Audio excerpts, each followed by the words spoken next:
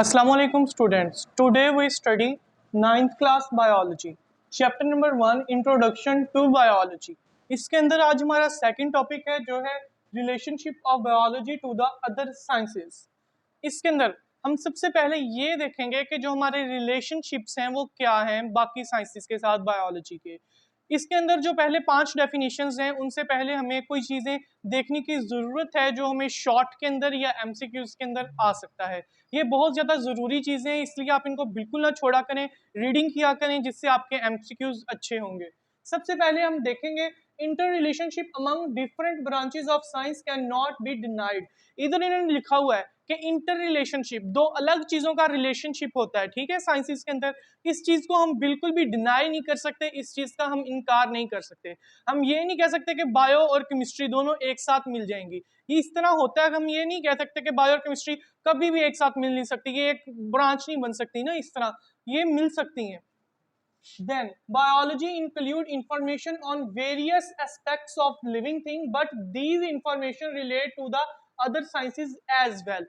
इसके अंदर हम ये देखेंगे जो बायोलॉजी है वो मेजर तौर पे लिविंग ऑर्गेनिजम्स को कवर करती है, लेकिन इसका मतलब ये हरगिज नहीं है कि ये बाकी साइंसेस के साथ इसका कोई ताल्लुक नहीं है. इसका बाकी साइंसेस के साथ भी ताल्लुक है. जिस तरह के हमने मॉलिक्यूलर बायोलॉजी वगैरह में और बायोकेमिस्ट्री वगैरह के अंदर हमने पढ़ा था कि जो ऐसे मॉलिक्यूल्स जो लिविंग ऑर्गेनिजम्स के अंदर प्रेजेंट होते हैं उनको हम मॉलिक्यूलर बायोलॉजी या बायोकेमिस्ट्री कहते हैं.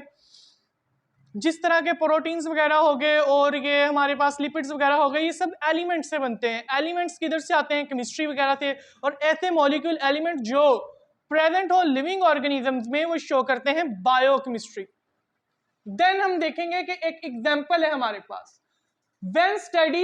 when studying the process of movement, जब हम ये देखते हैं कि किसी जानवर के अंदर हरकत कैसी होती है in animals, the biologist have to refer about the law of motion in physics. जो बायोलॉजिस्ट होता है, जैसे मैं या आप बायोलॉजी पढ़ रहे हैं, हमें ये जरूर बताना पड़ेगा कि जिस तरह फिजिक्स के अंदर लॉज हैं वैसे ही इधर भी मूवमेंट वगैरह हो रही है, ठीक है. जैसे एक वो लॉ था, Newton third law of motion था कि जिसके अंदर any action has a reaction, किसी भी एक्शन का रिएक्शन होता है. जिस तरह अगर आप अपने दोस्त को थप्पड़ मारेंगे तो आपका दोस्त भी आपको सेम एनर्जी के साथ थप्पड़ मारेगा. इसी तरह और भी मूवमेंट के लॉज हैं मोशन, वो हम फिजिक्स के अंदर पढ़ते हैं. देन हमारे पास है this forms the basis of interdisciplinary sciences. Interdisciplinary sciences वो साइंसेज होती हैं जो एक दूसरे से अलहदा हों लेकिन हम उनको एज अ एक साइंस ही पढ़ें, एज अ एक ब्रांच ही पढ़ें.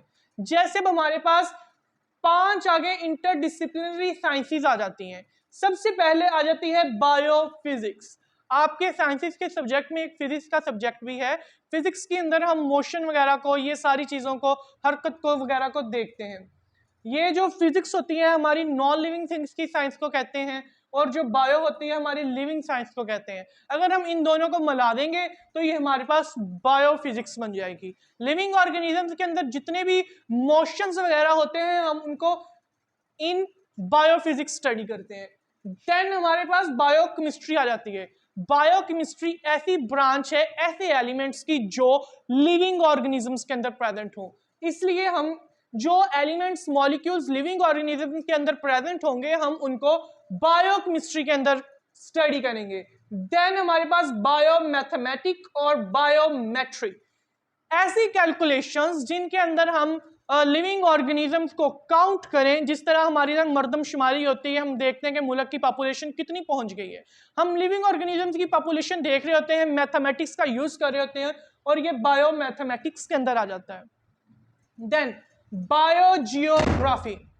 बायोजियोग्राफी से मुराद के हमने डिस्ट्रीब्यूशन देखनी है कि लिविंग ऑर्गेनिज्म कौन से जियोग्राफिक एरियाज के अंदर हैं, किधर किधर प्रेजेंट है, ख्वाह वो डेजर्ट में है, ओशंस में है, ये किधर किधर है, उनकी डिस्ट्रीब्यूशन अर्थ पे डिफरेंट होगी, वो हम बायोजियोग्राफिक के अंदर डिस्कस करेंगे. Then bio economics. इकोनॉमिक्स की जो चीजें होती हैं वो हम बायोलॉजी के साथ मिलाकर एक ब्रांच के अंदर स्टडी करते हैं जिसे कहते हैं बायो इकोनॉमिक्स. बायोफिजिक्स. बायोफिजिक्स क्या है? बायोफिजिक्स दो वर्ड से मिला है, बायो और फिजिक्स. बायो से हमें मुराद है कि जो स्टडी लिविंग थिंग्स की होती है और फिजिक्स का हमें पता है कि जो नॉन लिविंग थिंग्स के रिलेटेड स्टडी होती है उसको कहते हैं। तो अगर हम दोनों को मिला देंगे तो ये बन जाएगा बायोफिजिक्स। बायोफिजिक्स के अंदर हम किस चीज से डील करते हैं? It deals with the study of principles of the physics. ये जो बायोफिजिक्स है ये फिजिक्स के प्रिंसिपल यानी असूलों के ऊपर ये मुश्तमिल होती है which are applicable to biological phenomena, जो एप्लीकेबल होते हैं बायोलॉजिकल फिनोमिना पे। ऐसी स्टडी जिसके अंदर हम ऐसे कानून को पढ़ते हैं जो बायोलॉजिकल फिनोमिना पे, बायोलॉजिकल सूरतों के ऊपर, जो भी काम बायोलॉजिकली तौर पे हो रहे होते हैं उनके ऊपर होते हैं, उनको हम बायोफिजिक्स कहते हैं। इसकी जो एग्जांपल हमारे पास है, there is similarity between the working principle of lever in the physics and the limbs of animal in the biology. इधर आपको लिवर बना हुआ नजर आ रहा होगा, इसका मतलब ये होता है कि ये एक सिमिलरिटी है, जिस तरह हमारे पास एक सिमिलरिटी होती है कि जो working of the principle of lever in physics होता है, एक जैसे एक पुली या लीवर, एक तरफ उसके सामान रखते हैं दूसरी तरफ भी उतना ही वजन, इस तरह फिर हम चीज को उठाने के लिए इस्तेमाल करते हैं। इसी तरह the limbs of animal in biology, जिस तरह फिजिक्स के अंदर हम लीवर वगैरह को इस्तेमाल करके कोई चीज उठाते हैं, इसी तरह हम इंसानों के अंदर या जानवरों के अंदर अपने हाथ पाँव का इस्तेमाल करते हुए किसी ना किसी चीज को उठाते हैं। देन हमारे पास नेक्स्ट है बायोकेमिस्ट्री। बायोकेमिस्ट्री क्या है? It is deals with the study of chemistry. इसको हम केमिस्ट्री की स्टडी के साथ ये डील करती है of the different compound. It deal with the study of the chemistry of the different compound. इसके अंदर हम डिफरेंट तरह के कंपाउंड्स की केमिस्ट्री को स्टडी करते हैं। जिस तरह कार्बोहाइड्रेट हो गया, ग्लूकोज हो गया, उनकी केमिस्ट्री देखेंगे, C6H12O6 ग्लूकोज, ये इससे बना होता है। And the processes occurring in the living organism. इसके अंदर हम एक तो केमिस्ट्री को देखेंगे और ऐसे प्रोसेसेस को देखेंगे जो लिविंग ऑर्गेनिजम्स के अंदर हो रहे होते हैं। Example, the study of basic metabolism. Metabolism के आपके पेट के अंदर जो आपका खाना है वो हजम वगैरह हो रहा है, इसको हम बेसिक मेटाबॉलिज्म के तौर पे ले सकते हैं। इधर कौन से रिएक्शंस हो रहे हैं, फूड डाइजेस्ट हो रहा है, सारा कुछ। इसी तरह फोटोसिंथेसिस, फोटोसिंथेसिस के अंदर ग्लूकोज बनता है, ऑक्सीजन वगैरह बनती है। और इसी तरह रेस्पिरेशन, हम ऑक्सीजन और ग्लूकोज इस्तेमाल करते हैं सांस लेने के लिए। Involves a knowledge of chemistry. In processes के अंदर हमें नॉलेज होना चाहिए केमिस्ट्री का। जिस तरह कंपाउंड्स के डिफरेंट फार्मूलाज होते हैं, जिस तरह ग्लूकोज आपको बताया C6H12O6, हमें कैसे पता चलेगा कि ग्लूकोज का फार्मूला ये है, या फिर वाटर H2O या ऑक्सीजन O2। ये जो बेसिक नॉलेज होता है इसका, वो हमें केमिस्ट्री से मिलता है। इसलिए इसके अंदर हम केमिस्ट्री और बायो दोनों को स्टडी करते हैं। बायोमेट्री। बायोमेट्री और बायोमैथमेटिक्स ऐसी चीजें हैं, जिस तरह ये जो वर्ड है बायोमेट्री, लिविंग और मैथमेटिक्स, इन दोनों का कॉम्बिनेशन है। अब हम देखते हैं कि ये क्या चीज है। The branch which deals with the biological processes using mathematic techniques and tools. ऐसी ब्रांच बायोलॉजी की जिसके अंदर हम मैथमेटिक्स टूल को इस्तेमाल करते हुए लिविंग थिंग्स को स्टडी करें या लिविंग थिंग्स के रिलेटेड प्रोसेसेस को स्टडी करें, उसको हम बायोमैथमेटिक्स और बायोमेट्री कहते हैं। एग्जाम्पल इसकी ये है, to analyse a data gathered after experimental work. किसी भी डेटा को एनालाइज करने के लिए हमने कोई एक्सपेरिमेंट रैट्स के ऊपर किया है, किसी मेडिसिन का 12 रैट्स पहले थे, 4 बीमार हुए और उसके बाद जो बाकी थे 8 वो ठीक रहे, और जो 4 बीमार थे वो मर गए, बाकी हमारे पास बचे 8। तो इसके लिए हमें मैथमेटिकल कैलकुलेशन की जरूरत पड़ी, तो इधर बायो मैथमेटिक्स वगैरह का रोल आएगा। To analyse the data gathered after experimental work, biologist have to apply the rules of mathematics. जरूर आप समझ गए होंगे। Then biogeography. बायोजियोग्राफी, बायो और जियोग्राफी मतलब जियोलॉजिकल एरियाज या जियोग्राफिकल एरियाज या रीजन के रिलेटेड है। लिविंग थिंग्स और कोई भी जियोलॉजिकल या geographical areas. It deals with the study of occurrence and distribution of different species of animals, organism in different geographical regions of the world.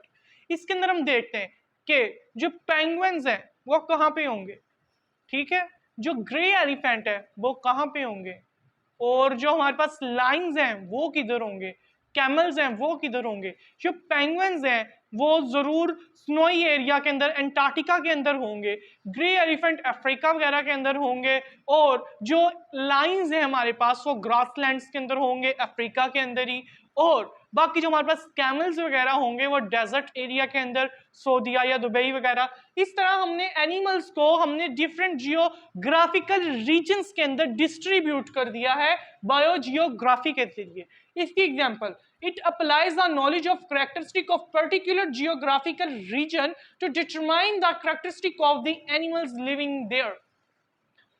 ये जो होती है डिटरमाइन करती है जियोलॉजिकल या जियोग्राफिकल रीजन की कैरेक्टरिस्टिक को, ये ब्रांच करती है, ठीक है। हमें इससे पता चलता है कि ये अंटार्कटिका है, यहाँ सर्दी है, सर्दी इसकी एक कैरेक्टरिस्टिक है। इस सब हमें पता चल जाएगा जो इधर जानवर रहते हैं उनकी वो कैरेक्टरिस्टिक्स क्या हैं। उनकी कैरेक्टरिस्टिक ये होंगे, अगर अंटार्कटिका सर्द है तो उधर फर वाले रहेंगे, जिस तरह के पेंगुइन्स उनके ऊपर फीदर्स होते हैं फर वाले, जिस तरह स्नो हमारे पास फॉक्स होती है व्हाइट कलर की मोटे फर वाली, हमारे पास पोलर बियर्स होते हैं जो सर्दी के अंदर रहते हैं, ठीक है। और इसी तरह डेजर्ट्स के अंदर इस तरह के कैरेक्टरिस्टिक हैं डेजर्ट की कि वहां गर्मी होगी, रेत होगी, तो उधर ऐसा ऑर्गेनिज्म चाहिए जो गर्मी के साथ टैकल करे। जिस तरह ऊंट हो गया, वो ज्यादा गर्मी में रह सकता है और वो एक बार में ज्यादा पानी पी लेता है, उसको पानी पीने की थोड़ी थोड़ी देर बाद जरूरत नहीं पड़ती, और रेत होने की वजह से उसके पाँव इस तरह के बने होते हैं कि वो जहां पे भी पड़ते हैं वो अंदर धंसते नहीं है, और वो